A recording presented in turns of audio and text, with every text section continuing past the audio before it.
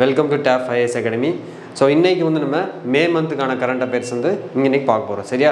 So last வீடியோவில் நம்ம வந்து ஏப்ரல் வந்து கம்ப்ளீட்டாக முடிச்சாச்சு. ஏப்ரல் 30 வரைக்கும் முடிச்சிட்டோம்.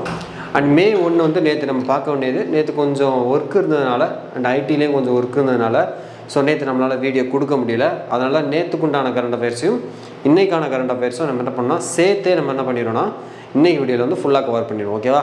ஸோ ஆல்ரெடி நம்ம வந்து மார்ச் மந்த் கவர் பண்ணியிருக்கோம் அண்ட் ஏப்ரல் மந்த் கவர் பண்ணியிருக்கோம். இது வந்து சக்ஸஸ்ஃபுல்லாக நம்ம 3ஆம் மாதம் 3rd மந்த் வந்து நம்ம என்ட்ரு ஆகிறோம். ஸோ ப்ராப்பராக வந்து வீடியோ வந்து ரெகுலராக பாருங்கள். பார்க்குறது மட்டும் இல்லாமல் எடுக்கிற நோட்ஸை வந்து ப்ராப்பராக நீங்கள் என்ன பண்ணணும், திரும்ப ரிவைஸ் பண்ணணும். சரிங்களா? ரிவிஷன் தான் வந்து கிளியர் பண்ணுறதுக்கான ஒரே சக்ஸஸ் மந்த்ரா அப்படிங்கிறது என்னுடைய எக்ஸ்பீரியன்ஸ். ஓகே? ஸோ ஓகே, இன்றைக்கி வந்து நம்ம மே மந்த்துக்கான 1 and 2 மே 1 and மே 2க்கான கரண்ட் அஃபேர்ஸ் பார்த்துறோம். பார்க்குறது போகிறதுக்கு முன்னாடி நம்ம வழக்கமாக என்ன பண்ணுவோம், திருக்குறள் வந்து பார்ப்போம். சரியா? ஸோ திருக்குறள் தான் இன்றைக்கி நம்ம என்ன பண்ணுறோம், ஒரு மோட்டிவேஷனாக எடுத்து பண்ணிட்டு வரோம். இன்றைக்கி நம்ம பார்க்க போகிற திருக்குறள் ஊக்கமுடைமை அதிகாரத்தில் 4வது திருக்குறள். ஆல்ரெடி 3 குறள் பார்த்துட்டோம். ஸோ 4வது திருக்குறளில் வள்ளுவர் என்ன சொல்கிறாரு அப்படின்னு பார்த்தோம்னா, ஆக்கம் அதறிவினாய் செல்லும் அசைவிலா ஊக்கம் உடையான் உலை. இதுதான் வந்து அந்த 4வது குறள். ஆக்கம் அதறிவினாய் செல்லும் அசைவிலா ஊக்கம் உடையான் உலை. அதென்ன ஆக்கம் அதறிவினாய் செல்லும் அப்படின்னா, இந்த இடத்துல ஆக்கம் அப்படின்னா நம்ம என்ன எடுத்துக்கணும்னா, பொருள் எடுத்துக்கலாம், இல்லை செல்வம், இல்லை ஒரு பதவி, அதான் நம்மளுக்கு வேண்டப்பட்ட ஒன்று அப்படின்னு கூட எடுத்துக்கலாம். சரிங்களா? அதுதான் வந்து ஆக்கம். அதர்வினாய் செல்லும் அப்படின்னா அது வந்து பார்த்திங்கன்னா நம்மளை தேடி வரும். யாரை தேடி வரும்னா, யார் ஒருவர் வந்து ஊக்கத்தோடு இருக்கிறாங்களோ, அதாவது ஊக்கத்தில் கொஞ்சம் கூட ஒரு தளர்ச்சி இல்லாமல் எப்பயுமே ஒரு நல்ல ஒரு நேர்மறை சிந்தனையோட ஒரு பாசிட்டிவ் மைண்டோட யார் வந்து ஒரு எப்பயுமே இன்ஸ்பயராக யார் ஊக்கத்தோடு இருக்கிறாங்களோ அவங்கள தேடி அவங்களுக்கு தேவையான பொருளானாலும் சரி செல்வமானாலும் சரி அவங்க இருக்கிற இடத்துக்கு தேடி என்ன வரும், அவங்களுடைய தேவைகள் எல்லாம் அவங்கள வந்து சேரும். இவங்க போய் தேடி போக தேவையில்லை அப்படிங்கிறது தான் இன்றைக்கி வள்ளுவர் சொல்கிறார். ரைட்டா? அதாவது இதில் என்ன சொல்ல வர்றாருன்னா, எப்பயுமே நம்ம என்ன பண்ணணும், ஒரு ஊக்கத்தோடு இருக்கணும் அப்படிங்கிறது தான் இன்றைக்கி நம்ம இந்த திருக்குறளில் தெரிஞ்சுக்க வேண்டிய விஷயம். ரைட்டா? அந்த திருக்குறள் என்னது, ஆக்கம் அதறிவினாய் செல்லும் அசைவிலா ஊக்கம் உடையான் உலை அப்படிங்கிறது தான் இன்றைக்கி நம்ம பார்க்கக்கூடிய திருக்குறள். ஸோ அந்த திருக்குறள் நம்பர் வந்து பார்த்திங்கன்னா 594வது குறள். சரிங்களா? ஊக்கமுடைமை அதிகாரத்தில் 4வது திருக்குறள் தான் வந்து பார்த்திங்கன்னா இந்த திருக்குறள். ரைட்டா? ஓகே, இன்றைக்கி நம்ம வந்து டைரெக்டாக வந்து கரண்ட் அஃபேர்ஸ்க்குள்ளே என்ட்ரு ஆயிடலாம். ஸோ ஃபஸ்ட்டு வந்து பார்த்திங்கன்னா நம்ம வந்து மே 1 நம்ம எல்லாத்துக்குமே தெரிஞ்ச ஒரு முக்கியமான ஒரு டே வந்து என்னதுன்னா மே 1. ரைட்டா? ஸோ அந்த மே 1 பார்த்திங்கன்னா நம்ம எல்லாத்துக்குமே தெரிஞ்ச ஒரு முக்கியமான டே என்ன அப்படின்னு கேட்டிங்கன்னா இன்டர்நேஷ்னல் லேபர் டே. சரிங்களா? என்ன டே? இன்டர்நேஷ்னல் லேபர் டே அப்படிங்கிறது தான் அந்த மே 1க்கான டே. இது இன்டர்நேஷ்னல் லேபர் டேன்னு கூட சொல்லலாம், இல்லைன்னா என்ன பண்ணலாம், இன்டர்நேஷ்னல் ஒர்க்கர்ஸ் டே கூட சொல்லலாம். ஸோ ரெண்டுமே வந்து சேம் மீனிங் தான். ஸோ அது எப்போ நம்ம செலிப்ரேட் பண்ணுறோம், மே 1 நம்ம செலிப்ரேட் பண்ணுறோம். ஓகேவா? ஸோ அதை பற்றின ஒரு சின்ன இன்ஃபர்மேஷன் பார்த்துருவோம்.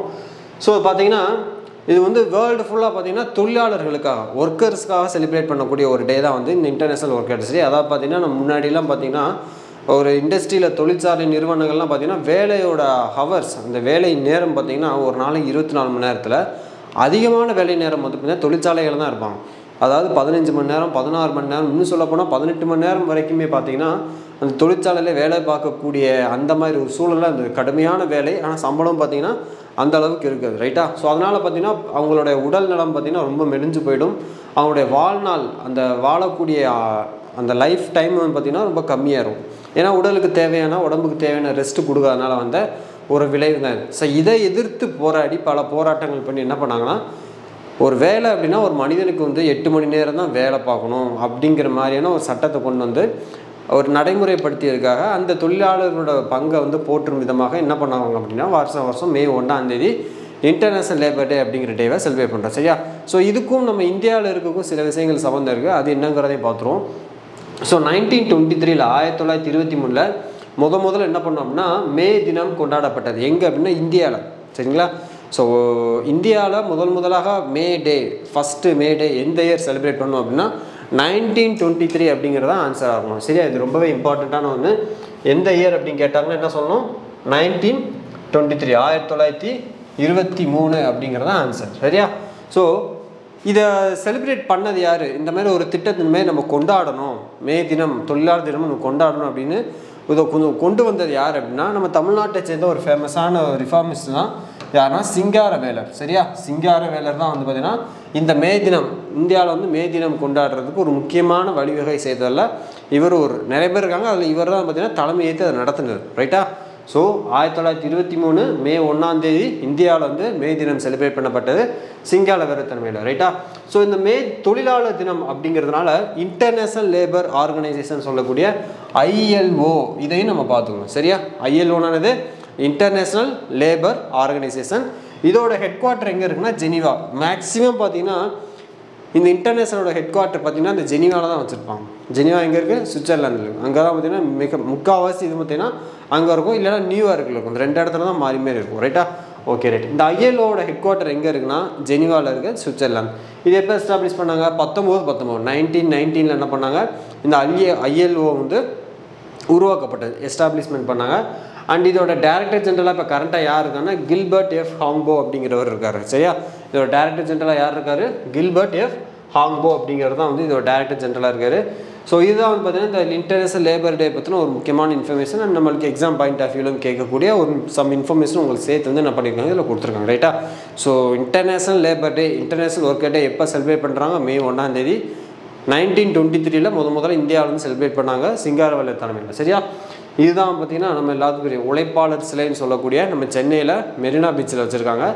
ஸோ இது வந்து பார்த்திங்கன்னா இந்த உழைப்பாளர்களுடைய தொழிலை வந்து போற்றும் விதமாக இந்த ஒரு சிலை வந்து நம்ம சென்னையில் வந்து நிறுவப்பட்டது. சரியா? ஓகே. அடுத்து வந்து பார்த்திங்கன்னா Maharashtra and Gujarat formation day. Maharashtra and Gujarat formation day, அதாவது இந்தியாவில் பார்த்தீங்கன்னா ஒவ்வொரு மாநிலங்கள் வந்து பார்த்தீங்கன்னா சுதந்திரத்துக்கு அப்புறம் 1947 சுதந்திரத்துக்கு அப்புறம் பார்த்தீங்கன்னா பல்வேறு மாநிலங்கள் என்ன பண்ணாங்கன்னா பிரித்தாங்க. அந்த பேசிஸில் வந்து பார்த்திங்கன்னா ஒவ்வொரு ஸ்டேட்டும் ஒவ்வொரு நாள் வந்து உருவாகிருக்கும். சரியா? ஃபார் எக்ஸாம்பிள் வந்து நமக்கு தமிழ்நாடு டே அப்படிங்கிறது எப்போது? ஜூலை 18ஆம் தேதி. ரீசெண்டாக தான் பார்த்தீங்கன்னா அந்த ஜூலை 18ன்னு மாற்றினாங்க. அதுக்கு முன்னாடி நவம்பர் 1ன்னு இருந்தது. ரைட்டா? ஸோ தமிழ்நாடு டே அப்படின்னு கேட்டால் நீங்கள் என்ன சொல்லணும் அப்படின்னா ஜூலை 18 அப்படிங்கிறத ஆன்சர் ஆகும். சரியா? தமிழ்நாடு வந்து ஜூலை 18. இதேமாரி ஒவ்வொரு ஸ்டேட்டுக்கும் ஒவ்வொரு டே இருக்கும். ராஜஸ்தானுக்கு ஒரு டே இருக்கும், மகாராஷ்டிராவுக்கு ஒரு டே இருக்கும், மத்திய பிரதேஷ், குஜராத், ராஜஸ்தான், இந்த மாதிரி ஒவ்வொரு ஸ்டேட்டுக்கும் ஒரு டே இருக்கும். ஓகே. இப்போ இன்றைக்கி இந்த மே 1ஆம் தேதி பார்த்தீங்கன்னா மகாராஷ்டிராவும் குஜராத்தும் உருவான தினம் தான் பார்த்தீங்கன்னா இந்த மே 1ஆம் தேதி. அதாவது மே 1ஆம் தேதி 1960 1960 என்ன பண்ணியிருக்காங்க? அதாவது இந்த மகாராஷ்டிராவும் குஜராத்தும் முன்னாடி எப்படி இருந்ததுன்னா பாம்பே அப்படின்றது. சரியா? எப்படி இருந்தது அப்படின்னா பாம்பே ப்ராவின்ஸ்னு சொல்லுவாங்க. ரைட்டா? பாம்பே மாகாணம் அப்படின்னு சொல்லக்கூடிய ஒன்றா இருந்தது. ரைட்? மகாராஷ்டிராவும் குஜராத்தும் சேர்ந்து பாம்பே ப்ராவின்ஸ் அப்படின்னு சொல்லுவாங்க. அதை வந்து 1960 மே 1ஆம் தேதி என்ன பண்ணாங்க? 2ஆக பிரித்து மகாராஷ்டிரா தனியாக குஜராத் தனியாக அப்படின்ட்டு தனித்தனி மாநிலமாக தனித்தனி ஸ்டேட் விட்டால் வந்து ரெக்கக்னைஸ் பண்ணிட்டாங்க. அந்த டே தான் பார்த்தீங்கன்னா இந்த மே 1ஆம் தேதி. ஸோ அதனால் அந்த ஸ்டேட் டே வந்து இந்த மே 1ஆம் தேதி நம்ம செலிப்ரேட் பண்ணுறோம். இது வந்து பார்த்திங்கன்னா அந்த நாட்டு அந்த ஸ்டேட்டோட மக்கள் வந்து பார்த்திங்கன்னா ஃபேமஸாக வந்து கொண்டாடுவாங்க. சரியா? அண்ட் இந்த படத்தில் பார்த்தீங்க அப்படின்னா இது வந்து பார்த்திங்கன்னா மகாராஷ்டிராவில் இருக்கக்கூடிய ஒரு ஃபேமஸான பிளேஸ்.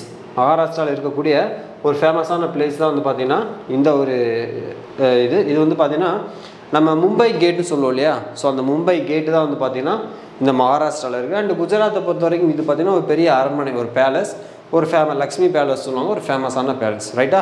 ஸோ மே 1ஆம் தேதி வந்து எந்த ஸ்டேட் வந்து பிறந்தது அப்படின்னா மகாராஷ்டிராவும் குஜராத்தும் பிறந்ததான் இந்த மே 1ஆம் தேதி. சரியா? இந்த 2 டே. அதுமாதிரி தமிழ்நாடை பொறுத்த வரைக்கும் ஜூலை 18. ரைட்? அதுமாதிரி ஒவ்வொரு ஸ்டேட்டும் எப்போ எஸ்டாப்ளிஷ் பண்ணாங்க, கேரளா எப்போ உருவானது அப்படிங்கிறத ஒவ்வொரு ஸ்டேட்டும் நம்ம பார்த்து வச்சுக்கோம். அண்ட் அடுத்து வந்து பார்த்திங்கன்னா வேர்ல்டு டுனா டே அப்படின்னு சொல்லக்கூடிய ஒரு டே இருக்குது. வேர்ல்டு டுனா டேன்னு சொல்லுவாங்க. அது என்ன டுனா அப்படின்னு கேட்டிங்கன்னா டுனானா ஒரு மீன். சரியா? டுனானா வந்து ஒரு மீன். அதாவது தமிழில் இன்னும் கரெக்டாக சொல்லணும்னா சூறை மீன் அப்படின்னு சொல்லுவாங்க. டுனானா சூறை மீன் சொல்லுவாங்க.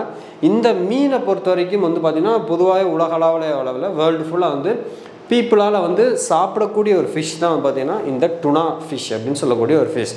இது வந்து பார்த்திங்கன்னா கொஞ்சம் வருஷங்களுக்கு முன்னாடி பார்த்திங்கன்னா இதனுடைய வளர்ச்சி எண்ணிக்கை வந்து குறைய ஆரம்பிச்சிச்சு. ஏன்னா அளவுக்கு அதிகமாக வந்து என்ன பண்ணுறாங்க அப்படின்னா இதை வந்து பிடிச்சிட்டு போயிடுறாங்க. ஸோ அப்படி அளவுக்கு அதிகமாக பிடிக்கும்போது பார்த்திங்கன்னா இதோட எண்ணிக்கை குறைய ஆரம்பித்ததுனால ஒரு கட்டத்தில் இது அழிஞ்சு போயிடும் அப்படிங்கிற ஒரு நிலை வந்தோடனே என்ன பண்ணாங்க, இதை பற்றின ஒரு விழிப்புணர்வு மக்களுக்கு ஏற்படுத்தணும் அப்படிங்கிறதுக்காக ஒவ்வொரு டேவும் ஒவ்வொரு இயரும் பார்த்திங்கன்னா இந்த மே 3ஆம் தேதி. சரியா? மே 3ஆம் தேதி என்ன பண்ணுறாங்க அப்படின்னா இந்த வேர்ல்டு டுனா டே அப்படிங்கிறத செலிப்ரேட் பண்ணுறோம். அடுத்த நியூஸ் நம்ம பார்க்க போகிறோம் என்னன்னா இந்த வேர்ல்டு டுனா டே.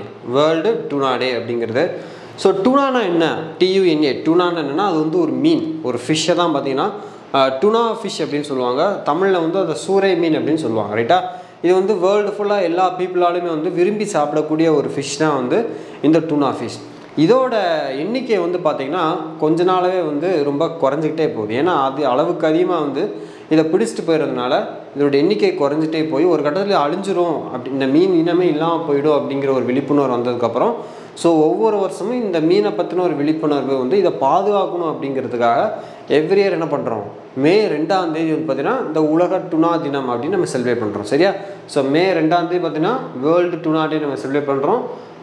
அண்ட் வந்து பார்த்திங்கன்னா இங்கே மே 3 கொடுத்துருக்காங்க, சாரி இது வந்து மே வந்து என்றைக்கு அப்படின்னா மே வந்து 2, சரியா. இது வந்து டேட் வந்து கொஞ்சம் டைமிங் மிஸ்டேக். மே 2ஆம் தேதி நம்ம என்ன பண்ணணும், இந்த டுனா டே அப்படிங்கிறத நம்ம செலிப்ரேட் பண்ணுறோம், சரியா. ஸோ ரொம்ப சிம்பிள் தான், வேர்ல்டு டுனா டே கேட்டால் மே 2, இது மட்டும் நீங்கள் மைண்டில் ஞாபகம் வச்சுக்கிட்டா போகும், ரைட். அடுத்து பார்த்தீங்கன்னா world literary prize, world literary prize அதாவது உலக இலக்கிய விருது அப்படின்னு சொல்லக்கூடிய இந்த வேர்ல்டு லிட்ரரி ப்ரைஸ் பற்றி நம்ம பார்க்க போகிறோம், ரைட்டா. அதாவது ஒவ்வொரு வருஷம் பார்த்திங்கன்னா பெண்களுக்காக விமனை வந்து சிறப்பிக்கும் வகையில் பெண்கள் வந்து இலக்கியத்தில் வந்து நிறைய வந்து அவங்களுடைய ஆர்வத்தை காட்டணும், நிறைய வந்து இலக்கியம் சம்மந்தப்பட்ட அந்த விஷயங்கள் வந்து பெண்கள் அதிகமாக ஈடுபடணும், விமன் வந்து அதிகமாக அதோட கான்ட்ரிபியூஷன் பண்ணணும் அப்படிங்கிறதுக்காக என்ன பண்ணுறாங்கன்னா ஒவ்வொரு வருஷமும் இந்த அவார்டு வந்து கொடுக்குறாங்க. என்ன அவார்டு அப்படின்னு கேட்டிங்கன்னா வேர்ல்டு லிட்ரரி டே கொடுப்பாங்க. ஸோ லிட்ரரி ப்ரைஸ் அப்படிங்கிற ஒரு அவார்டு சொல்லலாம், இல்லை ப்ரைஸும் கூட சொல்லலாம். அந்த பேசிஸில் பார்த்தீங்கன்னா ஸோ இந்த இயற்கான இந்த ப்ரைஸ் வந்து யார் கொடுத்துருக்காங்க அப்படின்னா ஃபர்ஸ்ட் ஆஃப் ஆல் இதை யார் கொடுக்குறாங்க, இந்த ப்ரைஸை வந்து பரிசை வந்து யார் கொடுக்குறாங்க அப்படின்னு தெரிஞ்சுக்கணும். வாவ், அதாவது WOWன்னு சொல்லக்கூடிய வாவ், அதாவது என்னென்னா வேர்ல்டு ஆர்கனைசேஷன் ஆஃப் ரைட்டர்ஸ் அப்படிங்கிறவங்க தான் பார்த்திங்கன்னா இந்த ஒரு அவார்டு, இந்த ஒரு ப்ரைஸ் வந்து கொடுக்குறாங்க. அண்ட் இந்த இயரில் வந்து யார் கொடுத்துருக்காங்கன்னா நம்ம கர்நாடகாவை பெங்களூரை சேர்ந்த ஒரு விமன் இப்போ லிட்ரேச்சர் மம்தா ஜி சாகர் அப்படிங்கிறவங்களுக்கு தான் என்ன பண்ணுறாங்கன்னா இந்த இயர் வந்து இந்த அவார்டு கொடுத்துருக்காங்க. இவங்க வந்து ஒரு சிறந்த பாடகர், பொயட்டுமே கூட, ரைட்டா. ஸோ அவங்களுக்கு தான் என்ன பண்ணியிருக்காங்க, மம்தாஜி சாகர் அப்படிங்கிறவங்களுக்கு இந்த இயர் வந்து வேர்ல்டு லிட்ரரி ப்ரைஸ் வந்து அந்த ப்ரைஸ் கொடுத்துருக்காங்க. கொடுத்தவங்க வந்து பார்த்தீங்கன்னா வேர்ல்டு ஆர்கனைசேஷன் ஆஃப் ரைட்டர்ஸ், வாவ்னு சொல்லக்கூடிய அவங்க தான் என்ன பண்ணியிருக்காங்க இந்த ஒரு அவார்டை வந்து இந்த இயர் கொடுத்துருக்காங்க, ரைட்டா. சிம்பிளாக இந்த அவார்ட் நேம் யாருக்கு கொடுத்தாங்க, ஹூ ரிசீவ் திஸ் அவார்டு அப்படிங்கிற மட்டும் நம்ம படிச்சுக்கிட்டா போதும், சரியா. ஸோ இவங்க தான் வந்து அந்த ப்ரைஸை வந்து வின் பண்ணாங்க. அண்ட் நெக்ஸ்ட்டு அலோக் சுக்லா, அலோக் சுக்லா அப்படிங்கிற ஒரு பர்சனை பற்றி பார்க்க போகிறோம். ஸோ நம்ம வந்து இந்த என்விரான்மெண்டல் சுகாதாரத்துறையில் வந்து ஆர்வமாக இருக்கிறவங்க, இல்லை சுகாதாரத்தை ரொம்ப பாதுகாக்கிறவங்க, சுகாதாரம் எங்கேயாவது எந்த ஒரு நாட்டிலேயாவது என்விரான்மெண்ட்டுக்கு வந்து ஒரு அச்சுறுத்தல் ஏற்பட்டாலோ, இல்லை கவர்மெண்ட் ஏதாவது அதுக்கு அகெயின்ஸ்டாக ஒரு சட்டத்தை கொண்டு வந்தாலோ, இல்லை தனிநபர் ஏதாவது பண்ணாலோ அதை எதிர்த்து குரல் கொடுத்து சுற்றுச்சூழலுக்காக பாதுகாத்து அதுக்காக போராடுறவங்கள செலிப்ரேட் பண்ணுங்கிறதுக்காக அவங்களோட போராட்டத்தை வந்து ஒரு சிறப்பிக்கும் வகையில் வந்து பார்த்திங்கன்னா இந்த ஒரு அவார்டு வந்து கொடுக்குறாங்க, ரைட்டா. இந்த அவார்டு மெயினாக கொடுக்குறதுக்கு யார் கொடுப்பாங்கன்னா ஒரு என்விரான்மெண்டல் ஆக்டிவிட்டிஸ்ட், சுற்றுச்சூழல் ஆர்வலர், அவங்களுக்காக கொடுக்கப்படக்கூடிய ஒரு விருது தான் பார்த்திங்கன்னா இந்த வந்து environmental prize, Goldman environmental prize அப்படிங்கிற ஒரு ப்ரைஸ் வந்து கொடுப்பாங்க, ரைட்டா. இதை வந்து க்ரீன் நோபல் ப்ரைஸ்னு கூட சொல்லுவாங்க, சரியா. க்ரீன் நோபல், அதாவது பசுமை நோபல் பரிசு. அது என்ன பசுமை நோபல் பரிசுனா, அதாவது சுற்றுச்சூழலுக்காக கொடுக்குறாங்களே, சுற்றுச்சூழல்னா என்னது என்விரான்மெண்ட், ஸோ பசுமை நிறத்தில் இருக்கக்கூடிய, அதனால் பேரே பார்த்துட்டிங்கன்னா க்ரீன் நோபல் ப்ரைஸ்னு வச்சுட்டாங்க. ஸோ இந்த விருது இவங்களுக்கு தான் கொடுக்குறாங்க, ரைட்டா. ஸோ அந்த பேசிஸில் வேர்ல்டு ஃபுல்லாக பார்த்தீங்கன்னா இது வந்து ஒரு 7 பேர்த்துக்கு கொடுத்துருக்காங்க, ரைட்டா. ஸோ ஒவ்வொரு நாட்டிலே சேர்ந்த ஒரு 7 பேர்த்துக்கு வந்து இந்த அவார்டு வந்து கொடுத்துருக்காங்க. அந்த பேசிஸில் வந்து பார்த்திங்கன்னா நம்ம இந்தியாவிலேருந்து ஒருத்தர் இந்த விருதுக்கு வந்து தேர்ந்தெடுக்கப்பட்டு விருது வந்து வாங்கியிருக்காரு. இந்த 7 பேர்த்தில் இந்தியாவில் ஒருத்தர் வாங்கியிருக்காரு. அவர் தான் யார் கேட்டிங்கன்னா இந்த அலோக் சுக்லா அப்படிங்கிற ஒரு நபர், ரைட்டா. அலோக் சுக்லா வந்து கோல்டுமேன் என்விரான்மெண்டல் ப்ரைஸ் இல்லை க்ரீன் நோபல் ப்ரைஸ் 2024 விருது வந்து வாங்கியிருக்கார் அப்படிங்கிற ரொம்ப முக்கியமான விஷயம், ரைட்டா.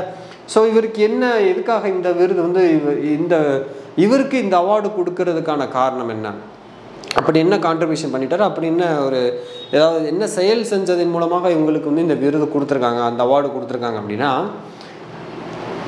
சத்தீஸ்கரில், நம்ம சத்தீஸ்கர் ஸ்டேட்டில் ஹஸ்தியோ அரண்ட் ஃபாரஸ்ட் அப்படின்னு ஒரு வனப்பகுதி இருக்குது, சரியா. ஹஸ்தியோ ஆரண்ட் ஃபாரஸ்ட் அப்படிங்கிற ஒரு வனப்பகுதி இருக்குது. அந்த வனப்பகுதியில் வந்து பார்த்திங்கன்னா கவர்மெண்ட்டு கொஞ்சம் சில நாட்களுக்கு முன்னாடி நிலக்கரி எடுக்கிறதுக்காக ஏலம் விட்டுருப்பாங்க, சரியா. இந்த ஹஸ்தியோ அரண்ட் ஃபாரஸ்ட்டில் சத்தீஸ்கரில் இருக்குது. அந்த வனப்பகுதியில் கோல் இருக்கு பார்த்தீங்களா, கோல்னு சொல்லக்கூடிய அந்த நிலக்கரியை வந்து எடுக்கிறதுக்காக ஏலம் விட்டுருப்பாங்க. அப்படி ஏலம் விடும்போது பார்த்திங்கன்னா இந்த வனப்பகுதியிலிருந்து கோல் நிலக்கரி எடுக்கிறதுக்காக பல மரங்களை வந்து வெட்ட வேண்டியிருக்கும், நிறைய குழிகள் தோண்ட வேண்டியிருக்கும். இப்படி இயற்கையை வந்து அந்த காடுகளை வந்து அழிக்கக்கூடிய சூழ்நிலைகள் உருவாகும். அப்படிங்கிறதுனால இவர் தான் பார்த்திங்கன்னா இந்த அவார்டு வந்து வின் பண்ணவர். இந்த அலோக் சுக்லா வந்து அதை தடுத்து நிறுத்தி அதை எதிர்த்து பல போராட்டங்கள்லாம் பண்ணி பல இயக்கங்கள் ஆரம்பித்து ஸோ என்ன பண்ணார், நிலக்கரியை வந்து எடுக்கக்கூடாது அப்படிங்கிறதுல வந்து ரொம்ப தெளிவான முடிவு இருந்து ஸோ கடைசியில் கவர்மெண்ட் என்ன பண்ணிட்டாங்க, அந்த ஒரு ஏலத்தையும் என்ன பண்ணிட்டாங்க, கேன்சல் பண்ணிட்டாங்க. ஸோ அதனால் அந்த வனப்பகுதியை வந்து இவர் பாதுகாத்ததுனால இவருக்காக வந்து பார்த்திங்கன்னா இந்த விருது வந்து இந்த வருஷம் கொடுத்துருக்காங்க. ரைட்டா?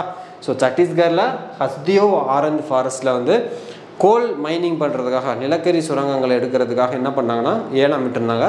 ஸோ அதை எதிர்த்து போராடினதுனால இவருக்காக வந்து பார்த்திங்கன்னா இந்த விருது கோல்டுமேன் என்விரான்மெண்டல் அவார்டு சொல்லக்கூடிய க்ரீன் நோபல் ப்ரைஸ் வந்து கொடுத்துருக்காங்க. அவர் யார் அப்படின்னா இந்த அலோக் சர்மா அப்படிங்கிறவர். அண்ட் இவரோட சேர்த்து பார்த்திங்கன்னா மொத்தம் எத்தனை பேர்த்துக்கு கொடுத்துருக்காங்க, 7 பேர்த்துக்கு இந்த அவார்டு கொடுத்துருக்காங்க. அந்த 7 பேர்த்தில் ஒருத்தர் தான் யாருன்னா அலோக் சுக்லா. நம்ம இந்தியாவிலேருந்து ஒரே ஒருத்தர் தான் எலெக்ட் ஆகிருக்காரு. அவர் யார், இந்த அலோக் சுக்லா. ஓகேவா? ஸோ அடுத்து ஹிமாச்சல் பிரதேசை பற்றி இப்போ நம்ம எதுக்கு பார்க்க போகிறோம் அப்படின்னா, அங்கே சமீபத்தில் ரீசெண்டாக பார்த்தீங்கன்னா ஒரு க்ரீன் ஹைட்ரஜன் பிளான்ட் ப்ராஜெக்ட் வந்து எஸ்டாப்ளிஷ் பண்ணியிருக்காங்க. க்ரீன் ஹைட்ரஜன் ப்ராஜெக்ட், அதாவது மல்டிபர்பஸ் க்ரீன் ஹைட்ரஜன் ப்ராஜெக்ட். இங்கே போட்டிருக்காங்க பார்த்தீங்களா, multipurpose green hydrogen pilot project அப்படிங்கிற ஒன்று எஸ்டாப்ளிஷ் பண்ணியிருக்காங்க. முதல்ல இந்த க்ரீன் ஹைட்ரஜன்னா என்ன அப்படிங்கிறது நம்ம தெரிஞ்சுக்கணும். ரைட்டா? ஸோ க்ரீன் ஹைட்ரஜன்னா ஒன்றும் இல்லை, ஒரு வாட்டர் இருக்குது. ஸோ வாட்டர்லேருந்து பார்த்தீங்கன்னா நம்ம என்ன பண்ணுவாங்கன்னா ஹைட்ரஜன் எடுப்பாங்க. வாட்டர்லேருந்து ஹைட்ரஜனையும், ஸோ வாட்டர் நம்ம தெரியும் பேசிக்காக என்னது H2O அப்படி தானே சொல்லுவோம். வாட்டர்னால் வந்து H2Oன்னு சொல்லுவோம். இதில் ஹைட்ரஜனையும் ஆக்சிஜனையும் பிரிப்பாங்க. ஸோ அப்படி ஹைட்ரஜனையும் ஆக்சிஜனையும் பிரிக்கும் போது பார்த்தீங்கன்னா நம்ம வந்து ஒரு எனர்ஜி வந்து கொடுக்கணும். ஒரு எனர்ஜி வந்து அதை பிரிக்கிறதுக்கான ஒரு எனர்ஜி வந்து ஒரு ஆற்றல் கொடுக்கணும். இது வரைக்கும் பார்த்தீங்கன்னா அந்த எனர்ஜிலாம் எப்படி கொடுப்பாங்கன்னா நான் ரினியூவபிள் சோர்ஸை யூஸ் பண்ணி தான் கொடுப்பாங்க. அதான் நான் ரினியூவபிள் சோர்ஸ்னால் என்னது, புதுப்பிக்க முடியாத எரிசக்தியை பயன்படுத்தி கொடுப்பாங்க. அதான் நிலக்கரியை வந்து போடுவாங்க, இல்லை வந்து பார்த்திங்கன்னா க்ரூட் ஆயில். இந்த மாதிரி இப்போ நிலக்கரியெல்லாம் எடுத்துட்டோம்னா அது புதுப்பிக்க முடியாது இல்லையா, பல வருடங்கள் ஆகும் நிலக்கரி உருவாகிறது. அந்த மாதிரி தான் பண்ணிகிட்டு இருந்தாங்க. இப்போ சமீபத்தில் பார்த்திங்கன்னா இந்த ஹிமாச்சல் பிரதேசில் என்ன பண்ணுறாங்கன்னா இந்த ஹைட்ரஜனை எடுக்கிறதுக்காக ரெனியூவபிள் எனர்ஜியவே என்ன பண்ணுறாங்கன்னா யூஸ் பண்ணுறாங்க. புதுப்பிக்கத்தக்க ஆற்றல் வந்து பயன்படுத்தி என்ன பண்ணுறாங்க, இந்த ஹைட்ரஜனையும் ஆக்சிஜனையும் பிரிக்கிறாங்க. சரியா? அண்ட் பிரித்த இந்த ஹைட்ரஜன் வந்து பார்த்திங்கன்னா மறுபடியும் என்ன பண்ணுறாங்க, இந்த மாதிரி ஒரு எலக்ட்ரிசிட்டிக்கு யூஸ் பண்ணிக்கிறாங்க. எலக்ட்ரிசிட்டிக்கும் நீங்கள் ஹைட்ரஜனை யூஸ் பண்ணிக்கலாம், அண்ட் ஃபியூவலுக்கும் என்ன பண்ணிக்கலாம், இந்த ஹைட்ரஜனை யூஸ் பண்ணிக்கலாம். 2 பர்பஸ்த்துக்காக என்ன பண்ணுறாங்கன்னா இந்த ஹைட்ரஜன் எடுக்கிறாங்க. அண்ட் ஆக்சிஜன் பார்த்திங்கன்னா அப்படியே வந்து வெளியே லிபரேட் பண்ணிடுறாங்க. ஸோ ஆக்சிஜன் வெளியே லிபரேட் ஆகிறதுனால என்விரான்மெண்ட்டுக்கு வந்து எந்த ஒரு பொல்யூஷன் கிடையாது. அண்ட் அது மட்டும் இல்லாமல் இதை பிரிக்கிறதுக்காக நம்ம கொடுக்கக்கூடிய எனர்ஜி என்னது, ஆற்றல் வந்து புதுப்பிக்கத்தக்க ஆற்றல், அதாவது ரினியூவபிள் எனர்ஜி கொடுக்கறதுனால அதனாலேயும் சுற்றுச்சூழலுக்கு எந்த ஒரு கேடுமே கிடையாது. சரியா? அதனாலேயும் என்விரான்மெண்ட்டுக்கு எந்த ஒரு எஃபெக்ட்டுமே எந்த ஒரு பாதிப்பும் கிடையாதுங்கிறதுனால ஸோ இந்தியாவிலே முதல்ல மல்டிபர்பஸ் க்ரீன் ஹைட்ரஜன் பார்ப்பேன். அது என்ன மல்டிபர்பஸ், இப்போ நம்ம க்ரீன் ஹைட்ரஜன் என்னென்னு பார்த்துட்டோம் இல்லையா. க்ரீன் ஹைட்ரஜன் என்னது, அதாவது வந்து சுற்றுச்சூழலுக்கு வந்து என்விரான்மெண்ட்டுக்கு வந்து எந்த விதமான ஆபத்து இல்லாமல் ஹைட்ரஜன் எடுக்கிறதுனால என்ன பண்ணுறாங்க, இதை க்ரீன் ஹைட்ரஜன் அப்படின்னு சொல்லிட்டாங்க. ரைட்டா? ஸோ மல்டிபர்பஸ்ன்னு என்னென்னா எடுத்த அந்த ஹைட்ரஜன் என்ன பண்ணுவாங்கன்னா ஒன்று வந்து அதை எலக்ட்ரிசிட்டிக்கும் யூஸ் பண்ணிப்பாங்க, இன்னொன்று வந்து அதை ஒரு எரிபொருளாகவும் யூஸ் பண்ணிப்பாங்க, ஃபியூவலாகவும் யூஸ் பண்ணிப்பாங்க, எலக்ட்ரிசிட்டியாகவும் யூஸ் பண்ணிப்பாங்க. ரைட்டா? அதனால தான் வந்து இதை என்ன சொல்கிறாங்க, மல்டிபர்பஸ் க்ரீன் ஹைட்ரஜன் பிளான்ட் இல்லை ப்ராஜெக்ட் அப்படின்னு சொல்லுவாங்க. ரைட்டா? இதை முதல்ல எங்கே கொண்டு வந்திருக்காங்க, ஹிமாச்சல் பிரதேசில் கொண்டு வந்திருக்காங்க. இதுதான் வந்து இந்த கான்செப்ட். ரைட்டா? ஸோ இதுதான் வந்து இந்த மல்டிபர்பஸ் க்ரீன் ஹைட்ரஜன் ப்ராஜெக்ட்டுக்கான அது என்ன நடக்குது அப்படிங்கிறது, அது எங்கே கொண்டு வந்திருக்காங்க, ஹிமாச்சல் பிரதேசில் கொண்டு வந்தாங்க. ரைட்டா? அதை தான் வந்து இங்கே சொல்லியிருப்போம். இந்தியாஸ் ஃபஸ்ட்டு முதல்ல multipurpose green hydrogen pilot project was inaugurated எங்கே அப்படின்னா நாத்பா ஜக்ரி ஹைட்ரோ பவர் ஸ்டேஷன். ரொம்பவே இம்பார்ட்டன்ட். இந்த எந்த பவர் ஸ்டேஷனில் கொண்டு வந்திருக்காங்க அப்படின்னா நாத்பா ஜக்ரி ஹைட்ரோ பவர் ஸ்டேஷன்லாம் என்ன பண்ணுறாங்கன்னா இந்த க்ரீன் ஹைட்ரஜன் பிளான்ட் வந்து கொண்டு வந்திருக்காங்க. அண்ட் அது மட்டும் இல்லாமல் இதோட எய்ம் வந்து என்ன அப்படின்னா to produce green hydrogen through renewable energy sources. நான் ஏற்கனவே சொல்லையா, க்ரீன் ஹைட்ரஜன் எப்படி ப்ரொடியூஸ் பண்ணுறாங்க, எப்படி உற்பத்தி பண்ணுறாங்கன்னா ரினியூவபிள் எனர்ஜியை யூஸ் பண்ணி என்ன பண்ணுறாங்க, ஹைட்ரஜன் தான் எடுக்கிறாங்க. ரைட்? அண்ட் அது மட்டும் இல்லாமல் both electricity generation and high velocity oxygen ஃபியூவல்னு சொல்லக்கூட HVOF. நான் சொன்னேன் இல்லையா, ஒன்று வந்து எலக்ட்ரிசிட்டி உற்பத்தி பண்ணுறதுக்கு யூஸ் பண்ணிப்பாங்க, இன்னொன்று வந்து ஃபியூவலுக்கு யூஸ் பண்ணிப்பாங்க. அந்த ஃபியூவல் என்னென்னா ஹை வெலாசிட்டி ஆக்சிஜன் ஃபியூவல்னு சொல்லக்கூடிய HVOF அப்படிங்கிற ஃபியூலுக்கு என்ன பண்ணிப்பாங்க, அந்த ஹைட்ரஜனை யூஸ் பண்ணிப்பாங்க. அதனால் வந்து இது மல்டிபர்பஸ் க்ரீன் ஹைட்ரஜன் பிளான்ட் இல்லை ப்ராஜெக்ட் அப்படின்னு கூட நம்ம சொல்லலாம். ரைட்டா? ஸோ இதுதான் வந்து பார்த்தோன்னா இது எங்கே எஸ்டாப்ளிஷ் பண்ணியிருக்காங்க, இனாகிரேட் பண்ணியிருக்காங்க, ஹிமாச்சல் பிரதேசில் இனாகிரேட் பண்ணியிருக்காங்க. ரைட்டா? ஸோ இதுதான் வந்து இந்த நியூஸு. ஸோ இதை பற்றி நம்ம இங்கே பார்த்தோம். ஸோ இதுதான் வந்து பார்த்தீங்கன்னா அந்த ஹைட்ரஜன் பிளான்ட். ரைட்டுங்களா? ஸோ அது மிகப்பெரிய பிளான்ட்டு, அதில் ஒரு சின்ன பாட்டை மட்டும் நம்ம என்ன பண்ணிடுறோம், உங்களுக்கு பிக்சராக கொடுத்தோம். ஒரே அடுத்த நியூஸ் வந்து பார்த்திங்கன்னா நடுகள் செரிமனி.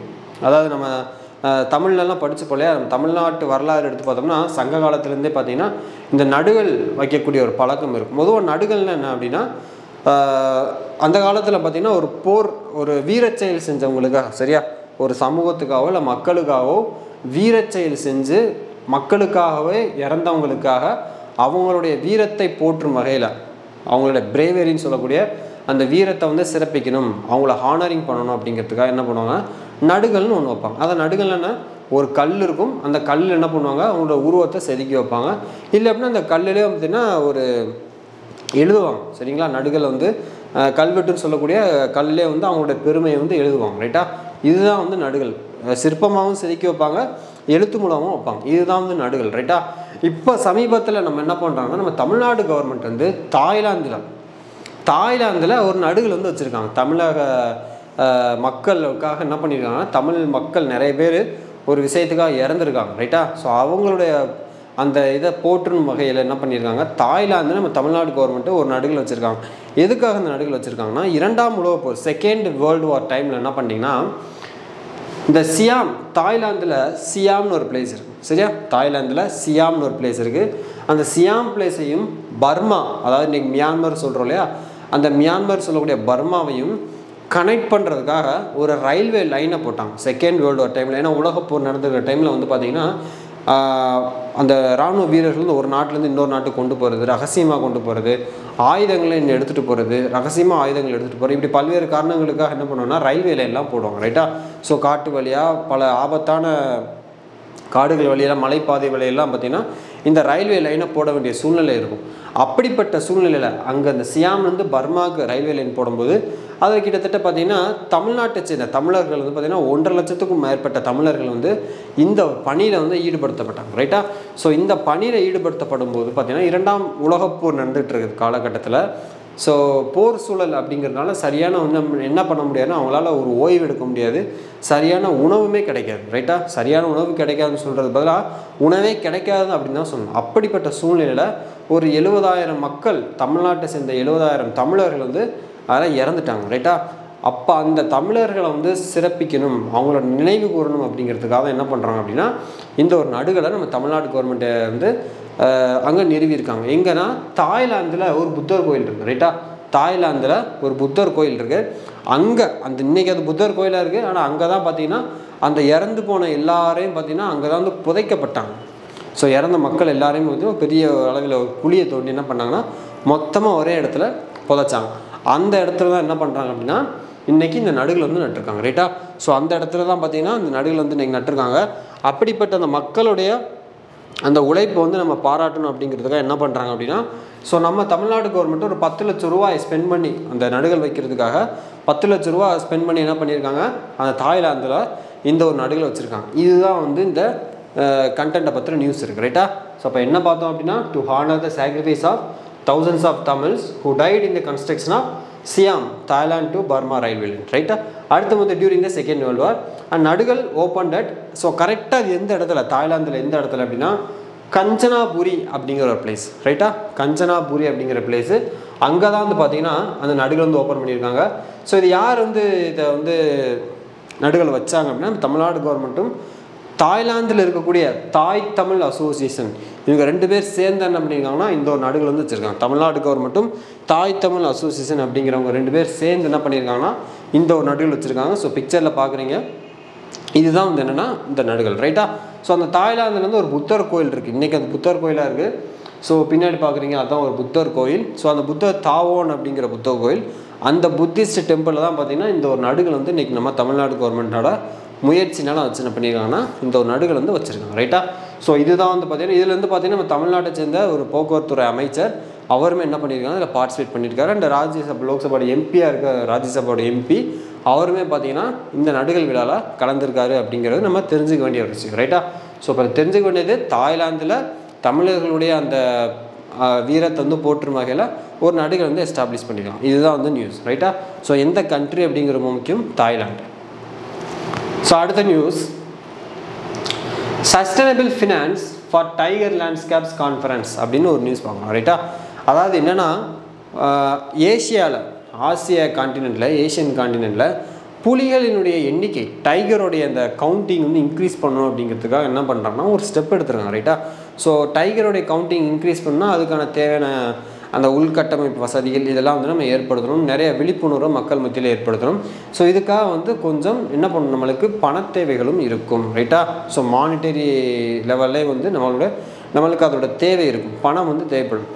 அப்படிப்பட்ட வகையில் அடுத்த ஒரு 10 வருஷத்துக்குள்ளே ஒரு குறிப்பிட்ட தொகை வந்து நம்ம என்ன பண்ணணும், இந்த புலிகள் பாதுகாப்புக்காக நம்ம என்ன பண்ணணும், அதை அரேஞ்ச் பண்ணணும் அப்படிங்கிறதுக்காக என்ன பண்ணுறாங்கன்னா இந்த ஒரு கான்ஃபரன்ஸ் தான் ஆரம்பிச்சிருக்காங்க. Sustainable finance for tiger landscape conference அப்படிங்கிற ஒரு கான்ஃபரன்ஸ் பண்ணியிருக்காங்க.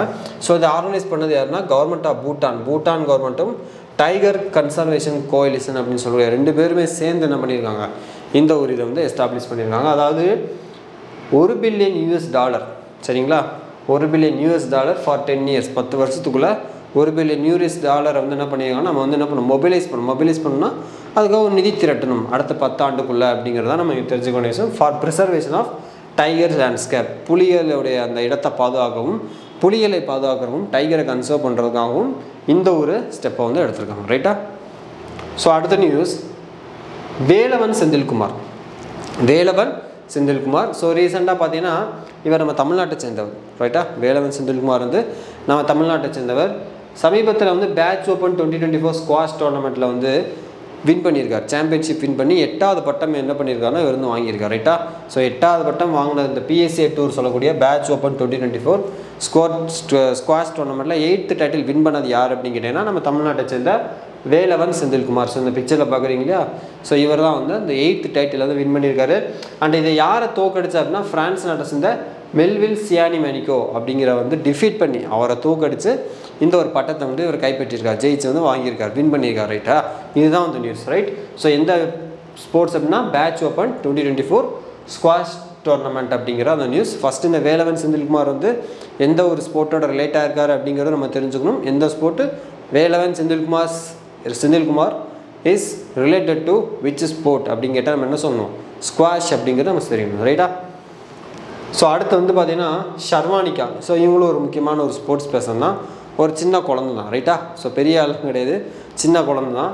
இவங்க பார்த்தீங்கன்னா world cadets rapid and blitz girls under 10 வயசுக்குள்ளே இருக்கக்கூடிய குழந்தைகளுக்காக ஒரு செஸ் போட்டி நடத்தப்பட்டது, ரைட்டா? ஸோ அந்த கேடட் போட்டி நடத்தப்பட்டது. ஸோ அந்த ஒரு காம்படிஷனில் பார்த்தீங்கன்னா நம்ம தமிழ்நாட்டை சேர்ந்தவங்க இவங்க தான், ஷர்வானிகாங்கிறவங்க நம்ம தமிழ்நாட்டை சேர்ந்தவங்க. ஸோ இந்த பிக்சரில் பார்க்குறீங்க இல்லையா? ஸோ இவங்க தான் வந்து நம்ம தமிழ்நாட்டை சேர்ந்த ஷர்வானிகா, சின்ன குழந்தை, 10 வயதுக்கு உள்ளே தான் இருக்குது, இவங்களுக்கு 8 வயது ஆகுது. இவங்க என்ன பண்ணியிருக்காங்கன்னா அல்பேனியாவில் நடந்த இந்த world cadet rapid and blitz girl சாம்பியன்ஷிப்பில் என்ன பண்ணியிருக்காங்கன்னா வின் பண்ணியிருக்காங்க. ஸோ ரேபிட் ஈவெண்ட்டில் வந்து கோல்டு மெடலும் பிளிட்ஸ் ஈவெண்ட்டில் வந்து சில்வர் மெடலும் வின் பண்ணியிருக்காங்க, ரைட்டா? ஸோ நம்ம தமிழ்நாட்டிலேருந்து பார்த்தீங்கன்னா நிறைய ஸ்போர்ட்ஸ் பர்சன் வந்து பார்த்திங்கன்னா பல கேட்டகரியிலேருந்து வின் பண்ணி தங்கப்பதக்கம் கோல்டு மெடல்லாம் வாங்கிட்டு வராங்க. ஸோ அந்த பேசிஸில் பார்த்தீங்கன்னா முதல்ல 10 வயசுக்கு உட்பட்ட ஒரு குழந்தை வந்து வின் பண்ணியிருக்கு அப்படிங்கிறது நம்மளுக்கு என்னது ஒரு பெருமையான விஷயம், ஒரு ஆச்சரியமான விஷயம். ஸோ இதனால் வந்து பார்த்திங்கன்னா மற்ற குழந்தைகளுக்கும் சரி இது ஒரு என்னென்னா ஒரு ஊக்கம் அளிக்கக்கூடிய ஒரு இன்ஸ்பிரேஷனாக இருக்கும், ரைட்டா? ஓகே, அடுத்து வந்து பார்த்திங்கன்னா சனாமீருங்கிறவங்க பார்த்திங்கன்னா ஒரு ஃபேமஸான பாகிஸ்தான் கிரிக்கெட்டர், பாகிஸ்தான் நாட்டை சேர்ந்த ஒரு விமன் கிரிக்கெட்டர் தான் இந்த சனாமீர். ஸோ பிக்சரில் பார்க்குறவங்க தான் இவங்கள பார்த்திங்கன்னா ரீசெண்டாக வந்து ambassador of ICC women's T20 world cup qualifier, அதாவது ICC women's T20 world cup குவாலிஃபயருக்கு இவங்களை வந்து ஒரு விளம்பர தூதராக என்ன பண்ணியிருக்காங்கன்னா அப்பாயிண்ட் பண்ணியிருக்காங்க அப்படிங்கிற நியூஸ் தான் நம்ம பார்க்குறோம், ரைட்டா? ஸோ முந்தானேத்து ஒரு நியூஸ் பார்த்துருப்போம், ரைட்? அதாவது ICC men's T20 world cup குவாலிஃபயரில் ICC மென்ஸ் T20 வேர்ல்டு கப்புக்கு வந்து பார்த்திங்கன்னா நம்ம பார்த்தீங்கன்னா உசைன் போல்ட்டை வந்து ஒரு விளம்பர தூதராக போட்டாங்க. Usain Bolt, Yuvraj Singh and அது போகும்னா கிறிஸ் கெயில் இவங்களெல்லாம் பார்த்தீங்கன்னா விளம்பர தூதராக போட்டாங்க, ரைட்டா? அதுமாரி பெண்கள் இதில் பார்க்கும்போது குவாலிஃபைங் ரவுண்டில் பாகிஸ்தானை சேர்ந்த இந்த சனாமீரை வந்து பார்த்திங்கன்னா ஒரு அம்பாசிடராக வந்து என்ன பண்ணியிருக்காங்கன்னா அப்பாயிண்ட் பண்ணியிருக்காங்க அப்படிங்கிற நியூஸ் தான் நம்ம பார்க்கணும், ரைட்டா? ஸோ அடுத்த நியூஸ் பார்த்திங்கன்னா ஒரு ஆபிச்சுரி நியூஸ். ஆபிச்சுரி நியூஸ்னால் என்னது? ஒரு இரங்கல் செய்தி. பிரவராஜிகா ஆனந்தபிரணா மாதாஜி, சரியா, இவங்க தான் இறந்துட்டாங்க, ரைட். அவங்க பேர் என்ன?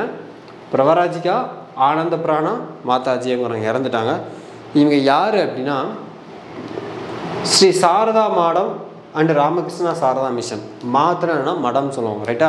ஸ்ரீ சாரதா மடம் அண்ட் ராமகிருஷ்ணா சாரதா மிஷன் இதோட தலைவராக இருக்கக்கூடிய, இப்போ கரெக்டாக இங்கே 5வது தலைவர், ரைட்டா. 5வது தலைவராக இங்கே இருக்கிறாங்க. இதுக்கு முன்னே 4 பேர் இருந்திருக்காங்க. இவங்க 5வது தலைவராக இருந்திருக்காங்க.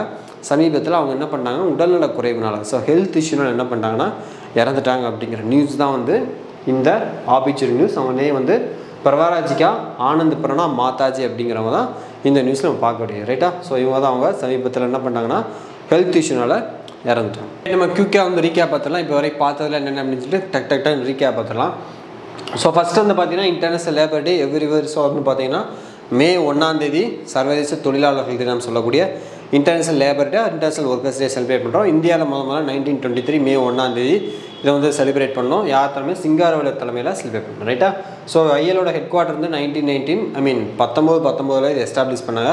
ஹெட் குவார்ட்டர் எங்கே இருக்குது? ஜெனீவா, சுவிட்சர்லாண்டில் இருக்குது, ரைட்டா. இதோட டைரக்டர் ஜெனரலாக இப்போ யார் இருக்கா அப்படின்னா கில்பர்ட் எஃப் ஹவுங்கோ அப்படிங்கிறவங்க இதோட டைரக்டர் ஜெனரல் டிஜியை வந்து அப்பாயின்மெண்ட் பண்ணுவாங்க, ரைட்டா.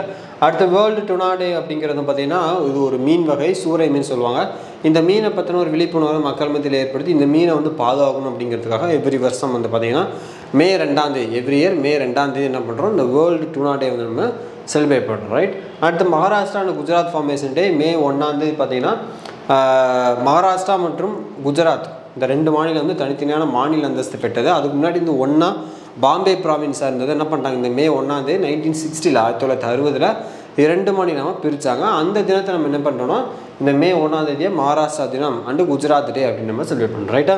அண்ட் அடுத்த நியூஸ் பார்த்தீங்கன்னா வேர்ல்டு லிட்ரரி ப்ரைஸ். ரீசெண்டாக பார்த்தீங்கன்னா நம்ம பெங்களூரு, கர்நாடகா ஸ்டேட் பெங்களூரை சேர்ந்த மம்தாஜி சாகர் அவங்களுக்கு வந்து இந்த வருஷத்துக்கான அந்த லிட்ரரி ப்ரைஸ் கிடச்சிருக்கு. இதை கொடுத்தவங்க பார்த்தீங்கன்னா வேர்ல்டு ஆர்கனைசேஷன் ஆஃப் ரைட்டர்ஸ், வாவ் அப்படின்னு சொல்லக்கூடிய இந்த அவார்டு வந்து கொடுத்துருக்காங்க, ரைட்டா. அடுத்த அலோக் சுக்லா பார்த்தீங்கன்னா கோல்டுமேன் என்விரான்மெண்டல் ப்ரைஸ் 2024 இந்த அவார்டு வந்து 2024 மொத்தம் 7 பேர் வாங்கியிருப்பாங்க.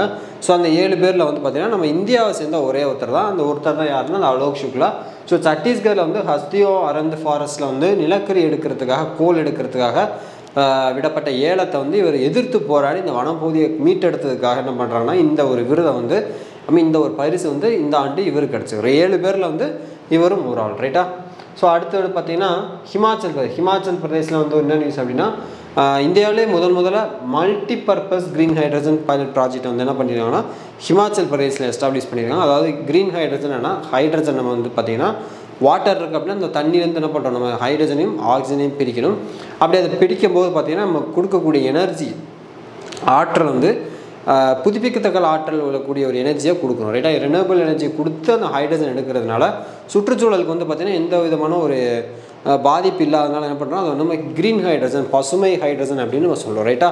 ஸோ இதை வந்து பார்த்திங்கன்னா எடுத்த அந்த ஹைட்ரஜன் வந்து நம்ம 2 பர்பஸ்க்கு யூஸ் பண்ணுறோம். ஒன்று வந்து பார்த்திங்கன்னா எலக்ட்ரிசிட்டிக்காகவும் யூஸ் பண்ணிக்கலாம், இன்னொன்று வந்து பார்த்திங்கன்னா அது ஒரு எரிபொருள் ஃபியூலாகவும் யூஸ் பண்ணிக்கலாம். அதுதான் வந்து இந்த நியூஸில் இருக்குது, ரைட்டா. அது எங்கே எஸ்டாப்ளிஷ் பண்ணியிருக்காங்கன்னா ஹிமாச்சல் பிரதேஷ் எஸ்டாப்ளிஷ் பண்ணியிருக்காங்க, ரைட்டா.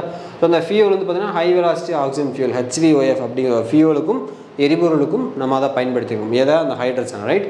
அடுத்து வந்து நடுகள் செரிமனி தாய்லாந்தில் வந்து பார்த்திங்கன்னா 2ஆம் உலகப் போர் காலகட்டத்தில் செகண்ட் வேர்ல்டு வார் டைமில் வந்து பார்த்திங்கன்னா அந்த தாய்லாந்தில் இருக்கக்கூடிய சியாம்லேருந்தும் பர்மா, இன்றைக்கு மியான்மர் சொல்லக்கூடிய பர்மாவில் அந்த ரயில்வே லைன் அமைக்கிறதுக்காக தமிழர்கள் ஈடுபட்டுப்பட்டிருந்தாங்க. அந்த டைமில் வந்து பல்வேறு காரணங்களால் தமிழர்கள் 70,000க்கு மேற்பட்ட தமிழர்கள் என்ன பண்ணிட்டாங்க, இறந்துட்டாங்க. ஸோ அப்படி இறந்து உருவாக்கப்பட்ட கட்டி முடிக்கப்பட்ட அந்த பாதையை வந்து இன்றைக்கி நம்ம பயன்படுத்திகிட்டு இருக்காங்க. ஸோ அதை வந்து தமிழர்கள் வந்து அந்த மாதிரி இறந்ததுனால் அவங்க வந்து சிறப்பிக்கும் வகையில் என்ன பண்ணிங்க, நம்ம தமிழ்நாடு கவர்மெண்ட்டும் தாய்லாந்திலுடைய தாய் தமிழ் அசோசியேஷன் 2 பேர் சேர்ந்து என்ன பண்ணியிருக்காங்கன்னா ஒரு நடுகள் நடுறதுக்கான ஏற்பாடு அங்கே பண்ணியிருக்காங்க. நடுகளும் நட்டிட்டாங்க, ரைட்டா. ஸோ எங்கே நட்டிருக்காங்கன்னா தாய்லாண்டில் இன்றைக்கி ஒரு புத்தர் கோயில் இருக்குது, இன்றைக்கி அது புத்தர் கோயிலாக இருக்குது. பட் ஆனால் அன்றைக்கி பார்த்திங்கன்னா அந்த இடத்துல தான் பார்த்திங்கன்னா இறந்து போன தமிழர்கள் எல்லாத்தையுமே பார்த்திங்கன்னா ஒன்றா வந்து அங்கே என்ன பண்ணாங்கன்னா அடக்கம் பண்ணாங்க. அந்த இடத்துல தான் பார்த்திங்கன்னா இந்த நடுகள் வந்து நட்டிருக்காங்க, ரைட்டா. இதுதான் வந்து அந்த ஒரு பேசிக்கான நியூஸ், ரைட். ஸோ அடுத்த நியூஸ் பார்த்திங்கன்னா ஸோ அந்த எந்த இடம் எக்ஸாக்டாக சொன்னோம்னா கஞ்சனாபுரி அப்படிங்கிறத அந்த பிளேஸ், ரைட்டாக. தாய்லாண்டில் கஞ்சனாபுரி அப்படிங்கிற ஒரு பிளேஸ் இருக்கும். அங்கே தான் வந்து தமிழர்கள் ஒன்றா என்ன பண்ணாங்கன்னா அடக்கம் செய்யப்பட்டாங்க. அங்கே தான் வந்து பார்த்திங்கன்னா நடுகளும் நட்டிருக்காங்க, ரைட். அதாவது நடுகளுக்கு வந்து இங்கிலீஷில் வந்து என்ன சொல்லுவாங்கன்னா ஹீரோ ஸ்டோன் சொல்லுவாங்க ரைட்டா. நடுகளுக்கு வந்து தமிழில் வந்து நடுகள் தான் சொல்லுவோம், ஆங்கிலத்தில் இங்கிலீஷில் அதை பார்க்கும்போது என்ன சொல்லுவோம்னா ஹீரோ ஸ்டோன் அப்படின்னு நம்ம சொல்லுவோம். அடுத்து sustainable finance for tiger landscape conference 2024. So Bhutan கவர்மெண்ட்டும் டைகர் கன்சர்வேஷன் கோலிஷனும் 2 பேர் சேர்ந்து பார்த்தீங்கன்னா அடுத்த 10 வருஷத்தில் வந்து மிருகங்கள் அதாவது புலிகளுடைய எண்ணிக்கையை வந்து பாதுகாத்து அதற்கு தேவையான வாழ்விடங்கள் வந்து உருவாக்கணும், அதுக்கு தேவையான இன்ஃப்ராஸ்ட்ரக்சர் ஃபெசிலிட்டி உருவாக்கி கொடுக்கணும் அப்படிங்கிறதுக்காக அடுத்த 10 இயர்ஸில் $1 பில்லியன் நம்ம என்ன பண்ணணும், நிதி திரட்டணும். சரியா, ஃபினான்ஸ் வந்து மொபைலைஸ் பண்ணணும் அப்படிங்கிறதுக்காக ஒரு கான்ஃபரன்ஸ் எஸ்டாப்ளிஷ் பண்ணியிருக்கோம். சரியா, இதுதான் வந்து இந்த நியூஸு. ஸோ முதல்ல இது யார் எந்த 2 பேர் இதில் இன்வால்வ் ஆனாங்க அப்படிங்கிறது முக்கியம். பூட்டான் கவர்மெண்ட்டும் டைகர் கன்சர்வேஷன் கோலிஷன் இங்கே 2 பேர் சேர்ந்து என்ன பண்ணியிருக்காங்கன்னா இந்த ஒரு ஸ்டெப் வந்து எடுத்துருக்காங்க ரைட்டா. அடுத்து வந்து வேலவன் செந்தில்குமார்னால நம்ம டக்குன்னு ஞாபகம் அப்படின்னா ஹீஸ் ஏ ஸ்குவாஷ் பிளேயர், இது ஸ்குவாஷ் விளையாட்டு வீரர் அப்படிங்கிறது ஞாபகம் ரைட்டா. ஸோ இப்போ இந்த பேட்ச் ஓப்பன் 2024 ஸ்கோர்ஸ் டோர்னமெண்ட்டில் வந்து என்ன பண்ணியிருக்காரு, இவர் வந்து வின் பண்ணி சாம்பியன்ஷிப் பட்டத்தை வந்து கைப்பற்றியிருக்காரு. எத்தனாவது பட்டம் அப்படின்னா 8வது பட்டத்தை என்ன பண்ணியிருக்காருன்னு வின் பண்ணியிருக்காரு. 8th டைட்டில்னு சொல்லக்கூடிய 8வது பட்டத்தை வின் பண்ணியிருக்காரு. யாரை டிஃபீட் பண்ணி, மெல்வில் சியானிமானிகோ அப்படிங்கிற ஃப்ரான்ஸ் நாட்டை சேர்ந்தவங்கள டிஃபீட் பண்ணி தோற்கடிச்சு என்ன பண்ணியிருக்காரு, இந்த ஒரு பட்டத்தை வந்து கைப்பற்றியிருக்காரு ரைட். அடுத்த நியூஸ் பார்த்தீங்கன்னா ஷர்வானிகா. ஸோ நம்ம தமிழ்நாட்டை சேர்ந்த 10 வயதுக்கு உள்ள இருக்கக்கூடிய குழந்தைகளுக்காக கண்டக்ட் பண்ண அந்த கேடட் சாம்பியன்ஷிப் போட்டியில் நம்ம தமிழ்நாட்டை சேர்ந்தவங்க வின் பண்ணியிருக்காங்க. அதாவது world cadet rapid and blitz girl championship ரைட்டா, இதுதான் அந்த காம்படிஷனோட நேமு. அதில் வந்து ரேபிட் ஈவெண்ட்டில் கோல்டு மெடலும் பிளிட்ஸ் ஈவெண்ட்டில் சில்வர் மெடலும் என்ன பண்ணியிருக்காங்கன்னா வின் பண்ணிங்க ரைட்டா. அடுத்த Sana Mir ICC women's T20 world cup qualify ரவுண்டுக்காக என்ன பண்ணியிருக்காங்கன்னா பாகிஸ்தானோட ஃபேமஸான கிரிக்கெட்டரான இந்த சனாமீர் என்ன பண்ணியிருக்காங்கன்னா அம்பாசிடர் விளம்பர தூதரை என்ன பண்ணியிருக்காங்க அப்பாயிண்ட் பண்ணியிருக்காங்க ரைட்டா. இதுதான் வந்து நியூஸ். அடுத்த ஆபிச்சூர் நியூஸ், பிரவராஜிகா ஆனந்த் பிரணா மாதாஜி அப்படிங்கிறவங்க வந்து ரீசெண்டாக ஹெல்த் இஷ்யூனால் இறந்துட்டாங்க. அவங்க யார் அப்படின்னா இந்த ஸ்ரீ சாரதா மடம் அண்ட் ராமகிருஷ்ணா சாரதா மிஷன் இதனுடைய தலைவராக இருக்கார். இப்போ கரண்ட்டாக 5வது தலைவராக இருக்கார். ஸோ என்ன பண்ணிட்டீங்கன்னா சமீபத்தில் ஹெல்த் இஷ்யூனால் என்ன பண்ணிட்டாங்க, உடல்நல குறைவு அப்படிங்கிற காரணத்தில் என்ன பண்ணாங்கன்னா இறந்துட்டாங்க. அப்படிங்கிறனால இந்த நியூஸ் நம்ம பார்க்கணும் சரியா. ஸோ ஓகே, இந்த வீடியோ உங்களுக்கு பிடிச்சிருந்தா லைக் பண்ணுங்கள், உங்கள் ஃப்ரெண்ட்ஸோட ஷேர் பண்ணுங்கள், அண்டு நம்ம சேனலையும் சப்ஸ்கிரைப் பண்ணுங்கள். டெய்லியுமே பார்த்தீங்கன்னா மறக்காமல் நம்ம கரண்ட் அஃபேர்ஸ் வீடியோ பாருங்கள். பார்க்குறத ப்ராப்பராக நோட்ஸ் எடுத்து அகெயின் அண்ட் அகெயின் என்ன பண்ணுங்கன்னா ரிவிஷன் பண்ணுங்கள் சரியா. ஸோ நாளைக்கு வந்து பார்த்திங்கன்னா நம்ம நெக்ஸ்ட் நியூஸில் பார்க்கலாம். தேங்க்யூ.